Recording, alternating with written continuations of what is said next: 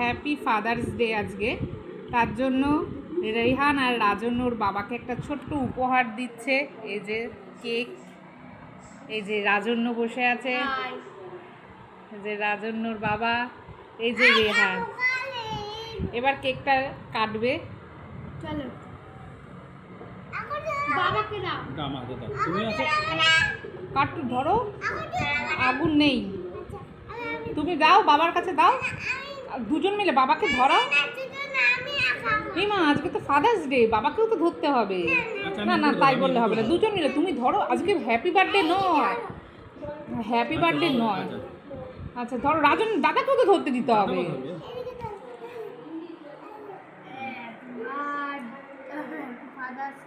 এরা ভুলবশত happy birthday হয়ে গেছে এদের। দেখি দেখি এরকম। হ্যাঁ হ্যাঁ, ব্যাস ব্যাস, আমি কেটে দিই, পারবা না, দাঁড়াও ছোটো করে।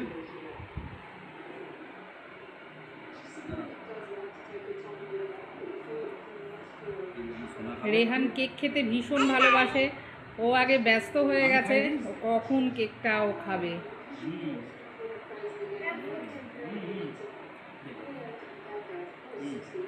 কেকটাকে কিন্তু কেউ এটো করবে না।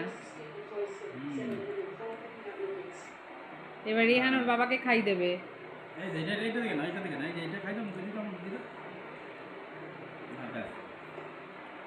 ব্যাস, এবার দুজন হাম্পি দিয়ে দাও। হ্যাপি ফাদার্স ডে বলো। Happy father's day.